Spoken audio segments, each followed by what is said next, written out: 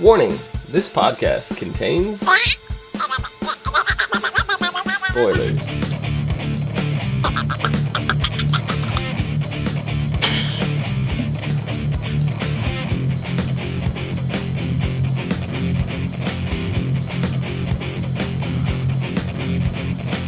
What's up, everyone, and welcome to the SC on TV podcast for the Edgar teaser trailer reaction.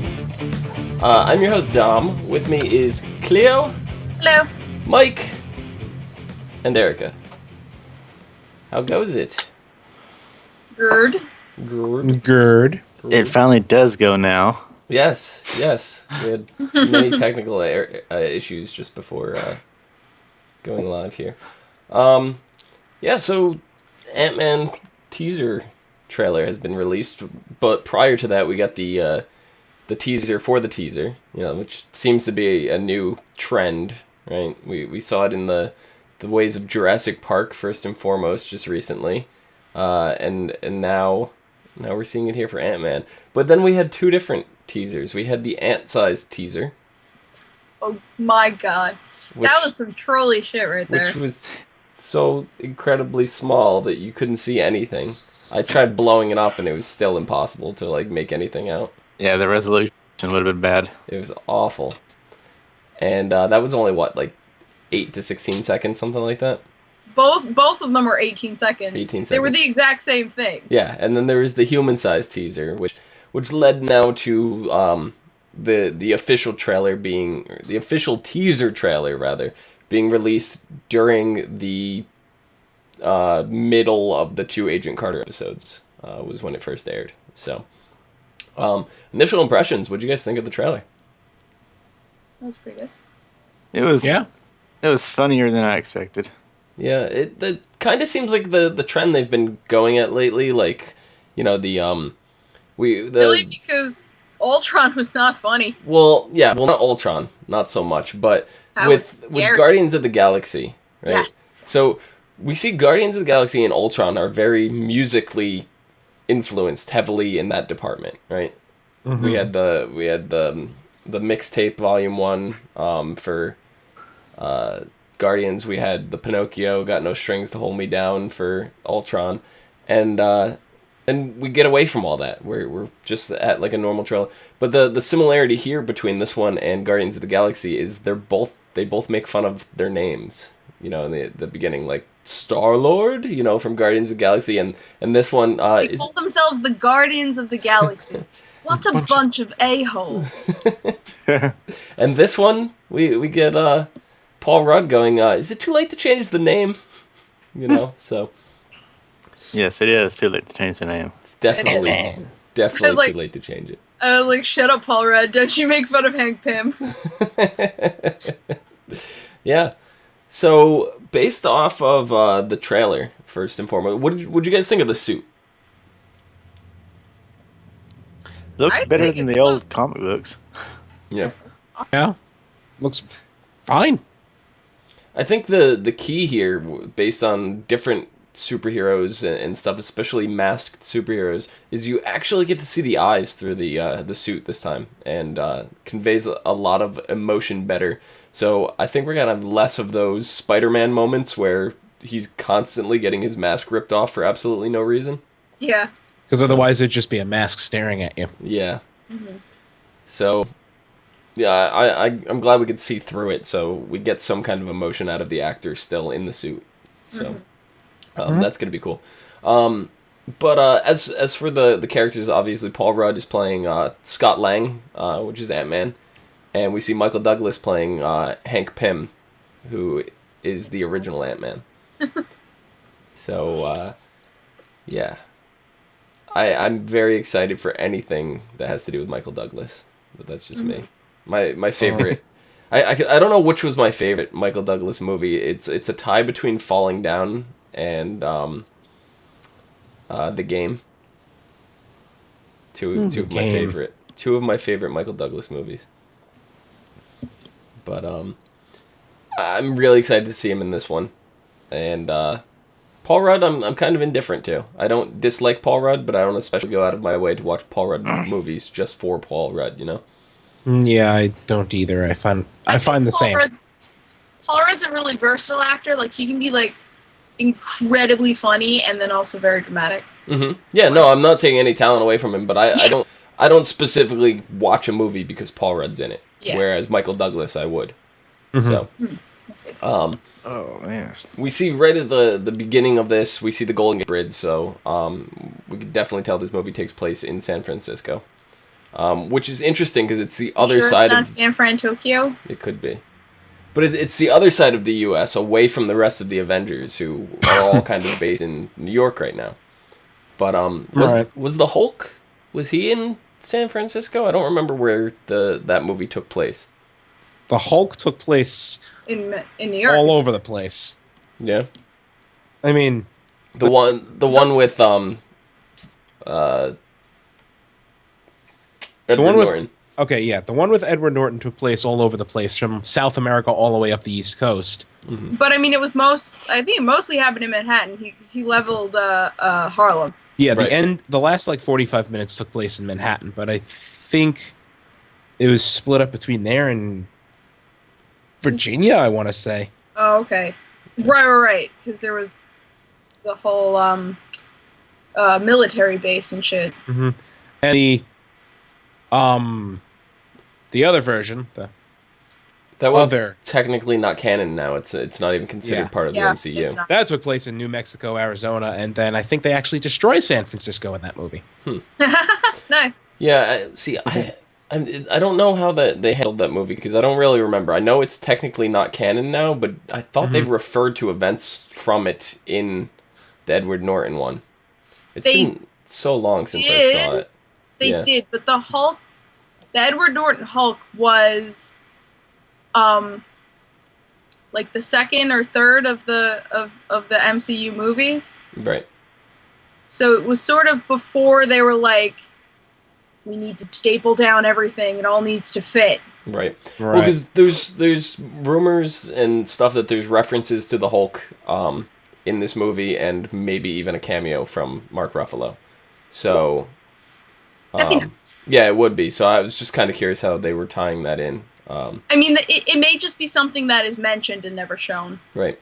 And that those events did happen, but Eric Bana's movie is not. Right. How they happened. Mm-hmm. Mm-hmm. The other thing is, I know in our podcast for Phase 3, which if you guys have not watched that, go check that out. We had discussed possibly in Civil War, the Captain America would go to the West Coast to form a team of heroes like he does in the comic books. And that could definitely tie in with Ant-Man being part of that. And also Ant-Man being one of the masked superheroes out there. Kind of lends way to the whole Civil War of the unmasking and revealing the identity of heroes. He could be involved in that. That's possible. So, I guess actually I could see that. Yeah. But this right here seems to be the first Marvel movie that is dealing heavily with family. Right? We really have not had a story that revolved around family until now. Yeah.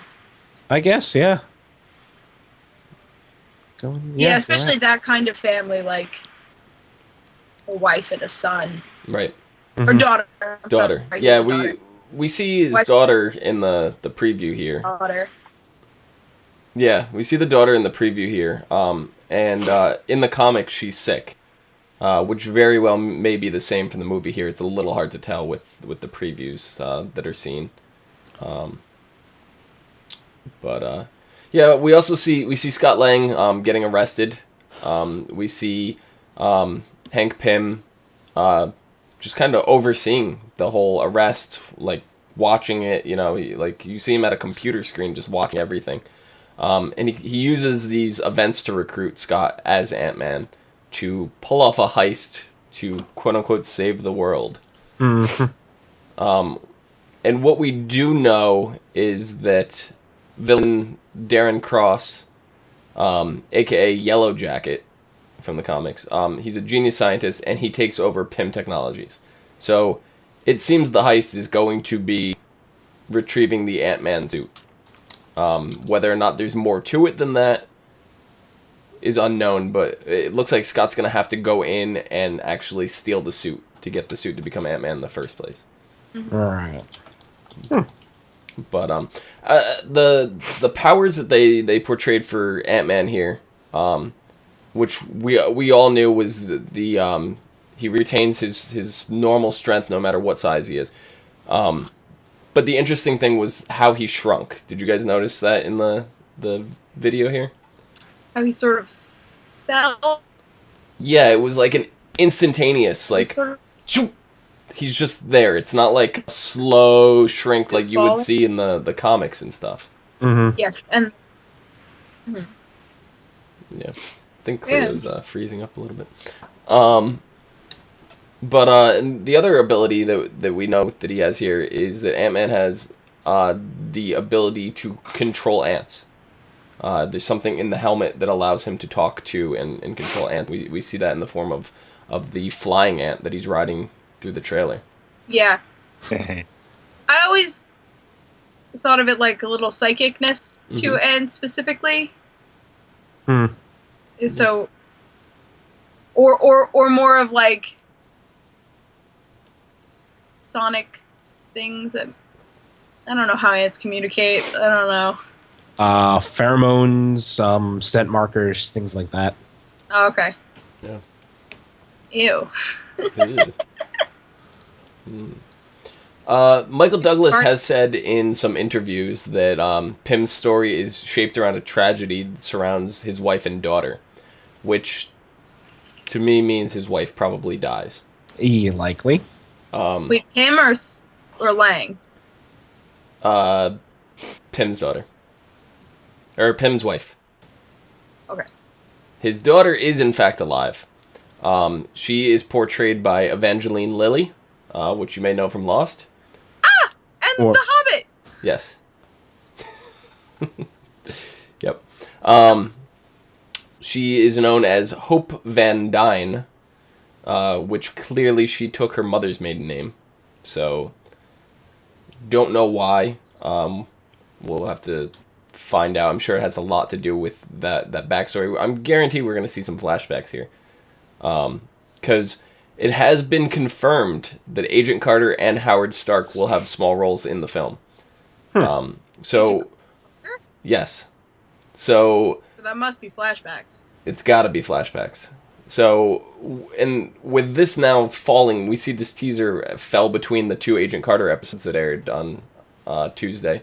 So, that leads me to believe that there may be some tie-in with Ant-Man coming up in this Agent Carter 13, 12 episode block of episodes. Maybe, but I'm thinking it might be a flashback to when Hank is younger, and Carter is old. And she hasn't gotten Alzheimer's yet, or whatever she has. Yeah, I could see that. Maybe before she falls ill. So it's not all the way back to... Well, if he was younger, because Peggy is still alive at this point. The 40s, 50s, but... What? Yeah, Peggy's alive. She's just sick. Right. So it could be from, like, 20 years ago. Yeah, but I still think Pym would be in his, like, 30s. Ah. Yeah. Okay. Well, you said when he was younger, so I'm thinking... But if we're going to get flashback of... Flashbacks of a frozen Cleo. Her internet is really bad right now, apparently. It could be like that one movie where it's a flashback inside a flashback. All of your problems have been given to me. That is true. That is true. I love watching her camera freeze, and then all of a sudden her audio starts going, and you see the video catching up in like super fast motion. Yeah. She just flipped us off now, and I can't tell if it's frozen or if she's just holding him up for a really long time. Frozen. Let it go. No. Well, Cleo's gone. Welcome back. Hi. Hi. So what were you saying, Cleo? I don't remember. You don't remember? I'm saying because I couldn't hear you. You were talking about the Carter flashback. Yeah, but you said something about it. I said it would put him in his like 30s. Yeah, I mean you were saying earlier that we were gonna get flashbacks of Pym to see what happened with his wife, right? Yes. So maybe Carter crosses that path, his path back then. Yeah, it's possible. So she'd be old, but Howard Stark's in it too, so it's before Howard's death. And when did Howard die? Long time ago. Yeah, so a long time ago. Yeah. So I believe it. Yeah, I believe it's gonna fall somewhere in the timeline during Carter, and Carter is gonna be like they're gonna follow one case through a whole season, and then it's gonna come to a conclusion, and then if it gets renewed, season 2 is gonna be a whole nother case. Like they're gonna go case by case. Yeah. So I feel like they're gonna tie it in some way, shape, or form, or even just casual mention of it on the show somewhere. Maybe not like a whole episode revolving it, because don't forget, Carter's it's gonna air for 12 or 13 weeks straight. So it's still gonna be a while before Ant-Man comes out. Yeah. You know, so it's not like they could do let's go on a 2-week hiatus and then another 2-week hiatus and then like a 1-month hiatus and then have the tie-in with Ant-Man. They don't have that luxury here, so. Yeah, but it's also it's not going to be the same time. Like the events of Ant-Man obviously is taking place in present day, and Carter's, 50 years ago. Right, but I'm saying the flashbacks for Ant-Man. Because they said there's going to be some flashbacks supposedly from the Cold War era. So. Okay. Yeah. Yep. But what I'm saying is they won't have the need to make it line up like with S.H.I.E.L.D. and right. Winter Soldier. Yep. Where that needed to line up to make sense. The other rumor going around is that Pym's daughter Hope could very well be known, a future Avenger known as Wasp. And I actually wanted to bring up Wasp. She has a very Wasp-like haircut. You see in the trailer. Is that why she cut her hair? Apparently, yeah. I think so. So this once again could be setting up another Avenger, which is super, super exciting. Good. And I hope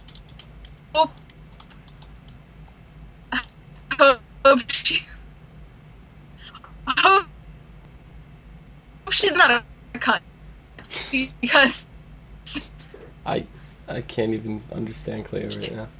Versions of Wasp. She's been a giant bitch. I just hope she.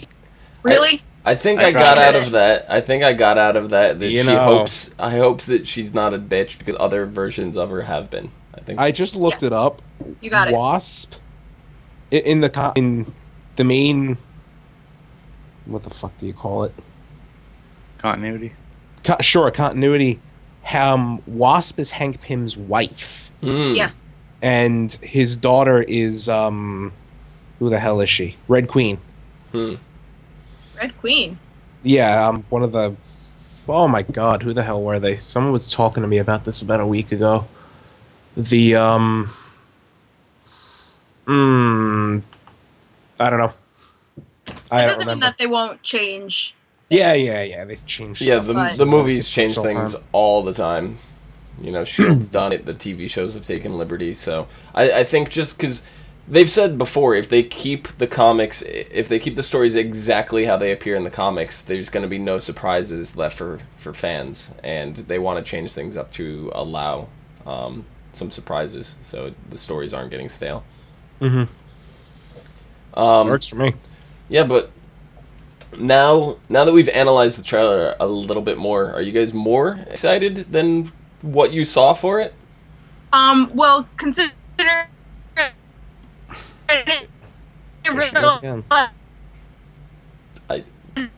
was Evangeline Lilly. Yeah.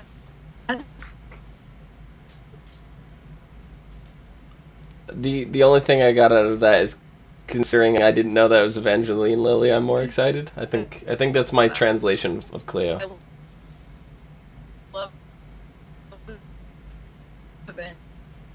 From the angry face I see, I think that is a good face. Look at that face. I think that needs to be my new background from now on. Got it. Let's move on. She's there. Now we got her. Anyway, I saw a picture of the costume they're using for Yellow Jacket, and I'm kind of excited because his helmet looks like he scrapped it off of Ultron. Or off of one of Ultron's androids. Very interesting. Like, it's the exact same head that are on all of those Ultron bots we see. That is very interesting.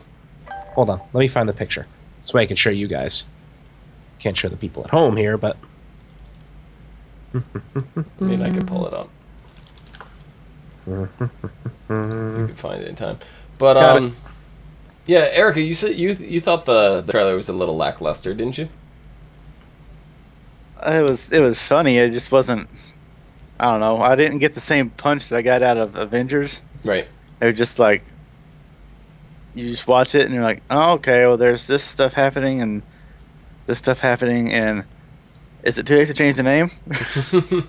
Yeah, I mean, critically, this seems to be the movie that the fans are the most worried about.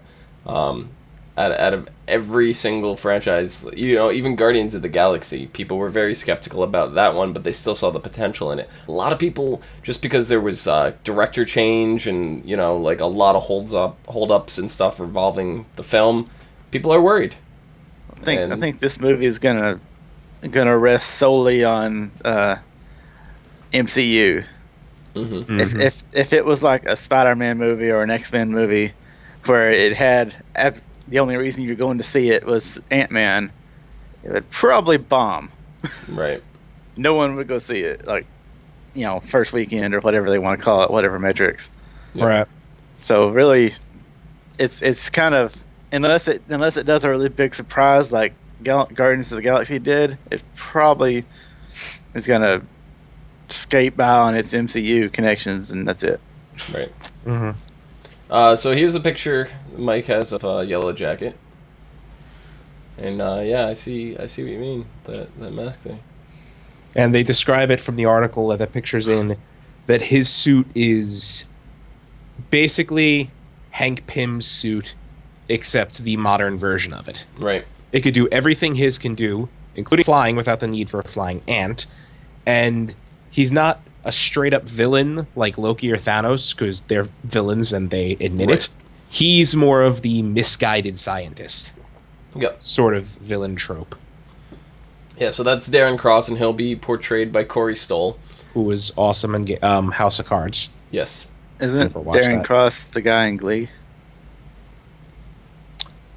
Get out. I've never seen Glee, so I cannot back that No, up.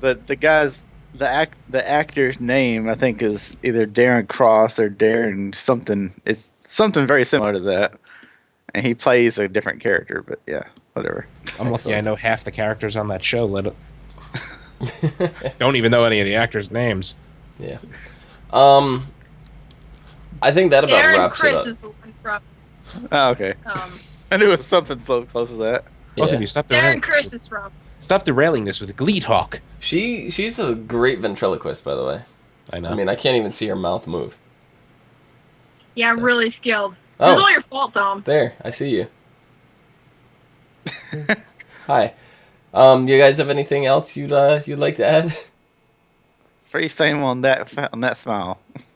I hate you, Dom. I didn't do it. It's all your fault. I did it.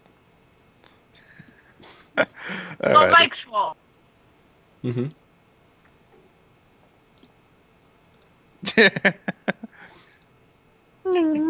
Got a snap of that. Mm-hmm. I hate you, Dom. Oops. Oh my god. Yeah. So, you guys have any final thoughts coming out of this? Yeah, fuck you. Wow. That was uncalled for. I got nothing. I'll be nice. I hate you. See you what I can put that over my. Oh, you're gonna put that on your background. Yeah. So, Ant-Man... Stop.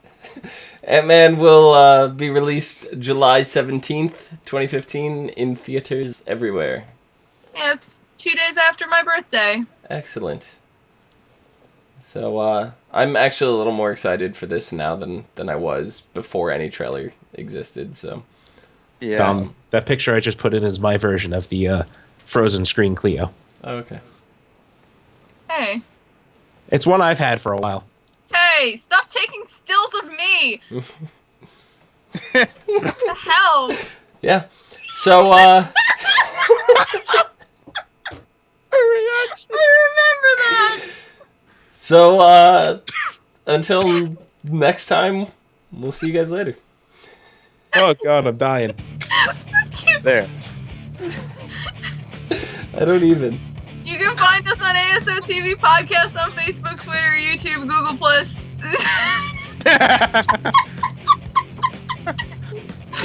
Go like and favorite our socials and don't... Why is that picture? I totally got sidetracked here. Oh my god, I totally lost it. Cleo, where can the people find you? You can find me at Cleo Moto. I did your outro for you. I thought you were just gonna end it. I was until I realized that things and stuff had happened. Mike, where can the people find you? There, Villagern, Twitter, places. Erica, with your blackout camera, where can people find you? On Twitter at EricaRain7. Excellent. You You can find that too.